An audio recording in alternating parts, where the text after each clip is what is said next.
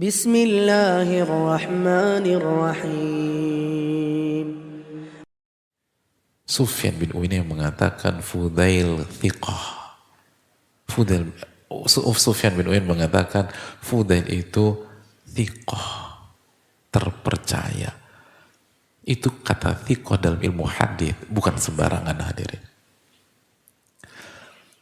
Al-Dhahabi mengatakan Fudail bin Iyad al-imam, imam umat Islam. Al-Qudwah, teladan. Al-Thabat, kokoh ilmu dan imannya. Syekhul Islam, itu Syekhul Islam. Allahu Akbar.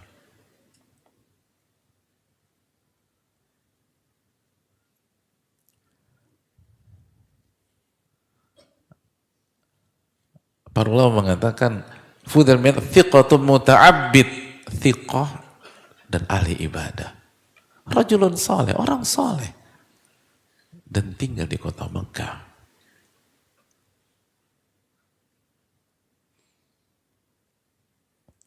Hadirin Allah muliakan.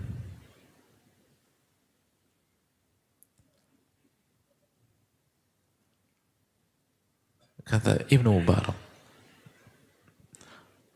saya melihat Fudail adalah manusia yang paling warok. Manusia paling warok. Fudail bin Iyad Ibnu Mubarak juga mengatakan, "Mabaki ala dharil ard inni afdal min Fudail bin Iyad." Saya nggak tahu ada manusia yang masih tersisa hidup di atas permukaan bumi yang lebih afdal menurut saya dibanding Fudail bin Iyad.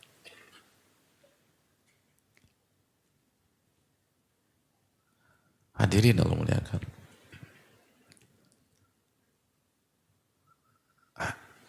Fudail menjadi ulama besar. Pindah ke Mekah dan belajar dari para ulama. Belajar dari para ulama.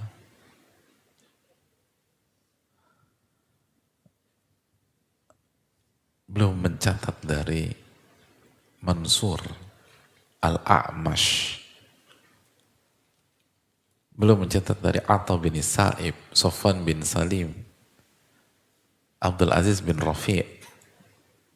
Nama-nama besar. Ini baru from zero to hero, jamaah.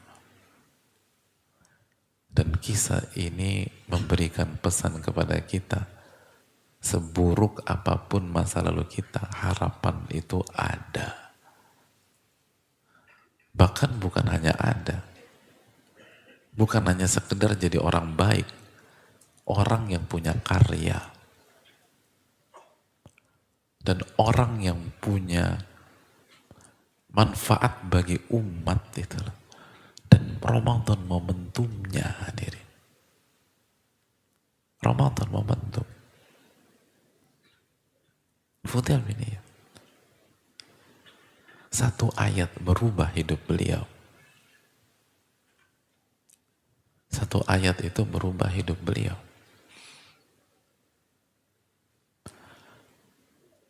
Emang bisa? Apa susahnya bagi Allah?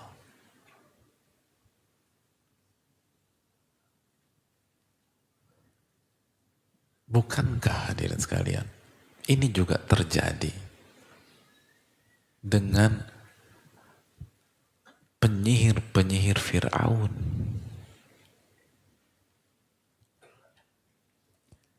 yang sebelumnya selama itu hidup mereka menyembah Fir'aun dan hidup dengan sihir, bergelimang dosa.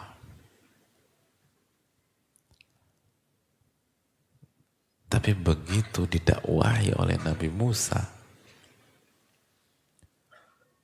apa kata mereka? Al-A'raf 121-122. Qalu amanna bi rabbil alamin, Rabbi Musa wa Harun. Allahu Akbar.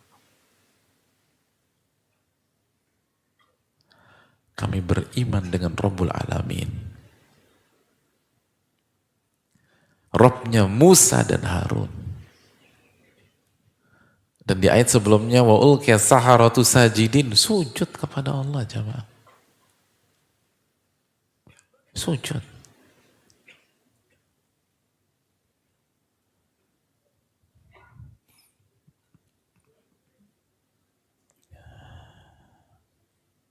Sujud. Padahal mereka hidupnya dosa semua udah.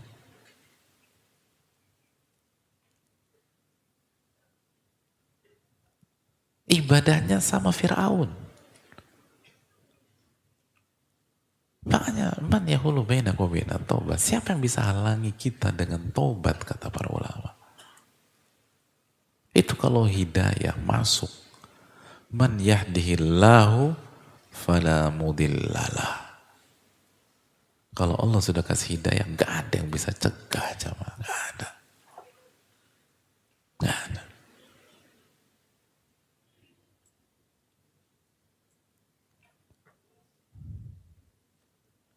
Gak ada yang bisa cegah. Gak ada yang bisa cegah.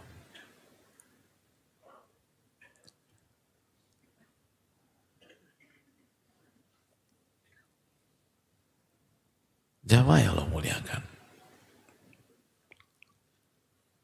Dan begitu, dan beriman dia di sisi Fir'aun, itu kan artinya berhadapan dengan Fir'aun.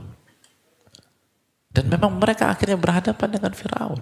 Begitu mereka mendeklar dan menyampaikan iman mereka, Allah firmankan kejadian tersebut dalam surat Toha ayat 71.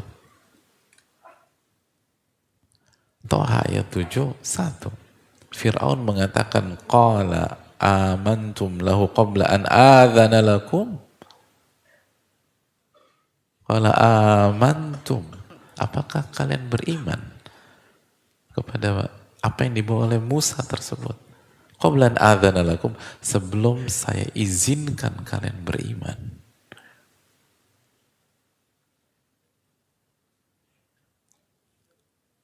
Jadi apakah kalian beriman kepada dia sebelum saya izinkan?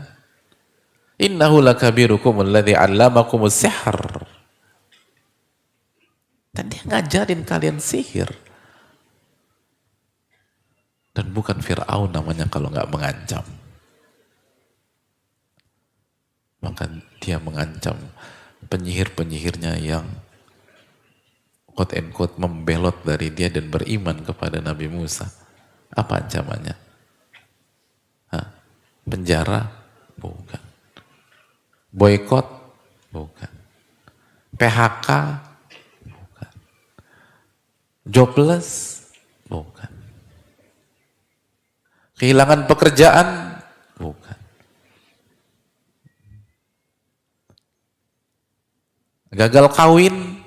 Bukan. Itu kan yang ditakutkan orang yang hijrah sekarang. Apalagi yang takutkan apa hadirin? Nggak jadi nikah sama tunangannya. Terus apa lagi? Kehilangan job. Terus apa lagi? Hah? Dikeluarkan. Terus apa lagi? Hidup miskin. Terus apa lagi? Padahal, apa ancaman mereka? Fala uqatti'anna aydiyakum wa arjulakum min khilaf.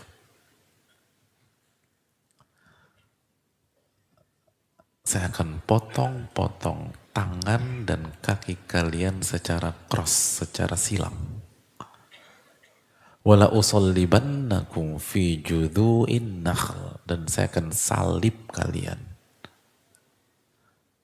Saya akan salib kalian pada pangkal pohon kurma. Wala ta'lamunna ayyuna asyaddu 'adzaban wa abqa. Sehingga kalian akan mengetahui siapa di antara kita yang paling pedih dan kekal siksanya. Fir'aun hadirin. Dipotong-potong. Kaki, tangan, silang. Habis itu apa? Disalib.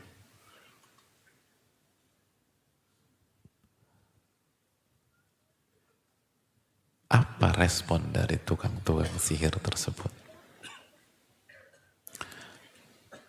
Yang selama ini hidupnya penuh dengan maksiat.